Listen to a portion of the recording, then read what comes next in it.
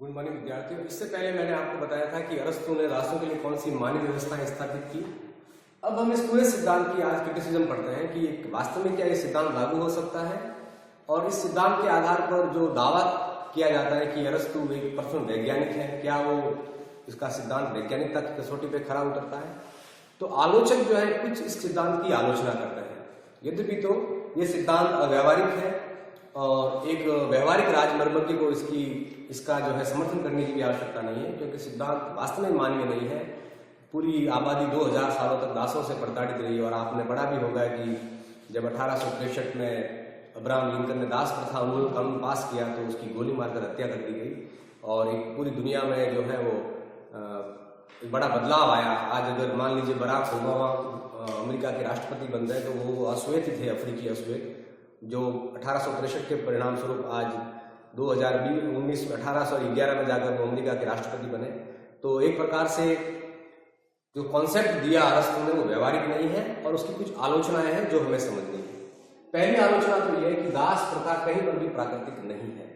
मानव का इस प्रकार विभाजन करना और उसे दास और मालिक में बांट देना, ये व्यवहारिक नहीं कह सकते आप। और प्रकृति ने सबको बराबर संभावनाएं दी है, ऐसा नहीं कि कोई बलशाली है और कमजोर है, सब बराबर के हैं। मूल रूप से संपत्ति जो है समाज को बांट रही है, लेकिन ईश्वर द्वारा जब हम पैदा किए जाते हैं, धरती पर जब हम आते हैं, तो हमारी सबकी प्राकृतिक क्षमताएं, हमारा बौद्धिक बल, हमारा शारीरिक गठन एक जैसा होता है। और मान लीजिए किसी का शारीरिक गठन एक जैसा भी नहीं है तो वो दास बना दिया जाए, इसका प्रकृति कहीं समर्थन नहीं करती है। तो आलोचक कहते हैं कि जहां ये अरस्तु दावा करता है कि ये कॉन्सेप्ट प्राकृतिक है, तो मूल रूप से ये सिद्धांत प्राकृतिक नहीं है, ये गैर प्राकृतिक है और ये मानव अधिकारों के भी खिलाफ है। तो पहला कॉन्सेप्ट तो ये कि दास प्रथा मूल रूप से अप्राकृतिक है। प्रकृति इस प्रकार का कोई विभाजन अपने समय में नहीं करती। दूसरा, मानव समूह का विभाजन संभव नहीं है।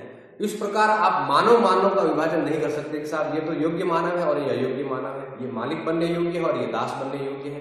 क्योंकि इसकी शारीरिक क्षमताएं कम है, इसलिए ये गुलाम बनेगा, लेकिन इसकी शारीरिक क्षमताएं बलशाली है, फिर भी ये गुलाम बनेगा।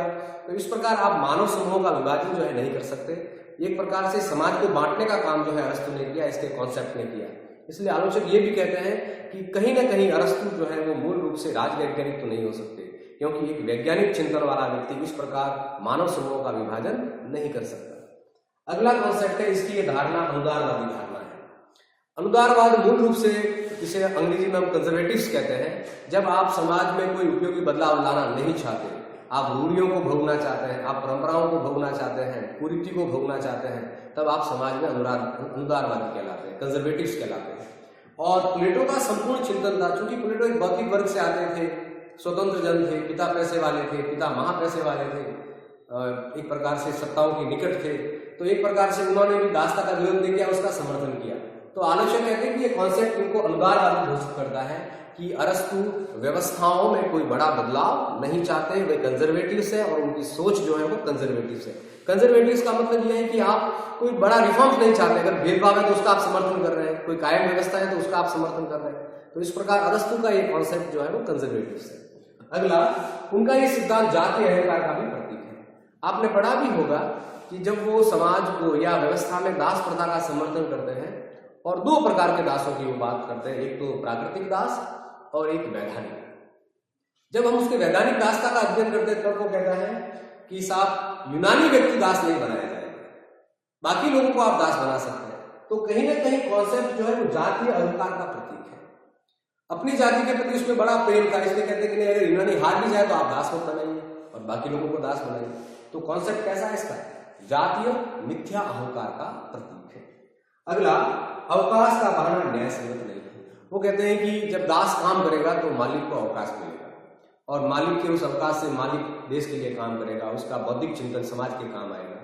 तो ये कहना कि केवल मालिक को ही अवकाश की आवश्यकता है, दास को अवकाश की आवश्यकता है, नहीं है, ये कहीं पर भी तथ्यात्मक बात नहीं है। अवकाश सबकी आवश्यकता है, सबका शरीर थकता है, सबकी बुद्धि थकती है। तो जितना मालिक को आवश्यकता है अवकाश की, उतनी दास को भी आवश्यकता है। केवल अवकाश का बहाना बनाकर आप समाज का विभाजन नहीं कर सकते कि आप तो शासन में रहेंगे और आप जो है उसके गुलाम रहेंगे। अगला, ये कॉन्सेप्ट अनडेमोक्रेटिक्स है। अगर आज की हम डेमोक्रेटिक व्यवस्था का अध्ययन करें तो कोई भी सभ्य समाज इस सिद्धांत को मान्यता नहीं देता।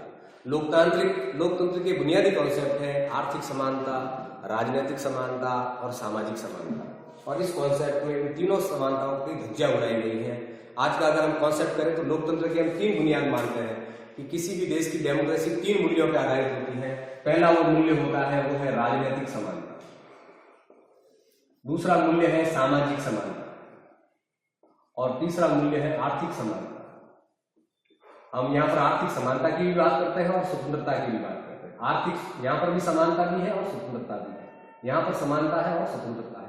अगर हमें लोकतंत्र कायम करना है तो इन 3 चीजों को स्थापित करना होगा। ये लोकतंत्र के बुनियादी मूल्य है और अरस्तु का ये कॉन्सेप्ट इन तीनों मूल्यों की हत्या करता है। देखिए कैसे, दास के पास कोई भी पॉलिटिकल राइट्स नहीं होगा, दास के पास कोई भी सामाजिक अधिकार नहीं होंगे, दास के पास कोई भी आर्थिक अधिकार नहीं होंगे। तो एक प्रकार से जब ये तीनों चीज नहीं होगी तो लोकतंत्र वहां कायम नहीं हो सकता।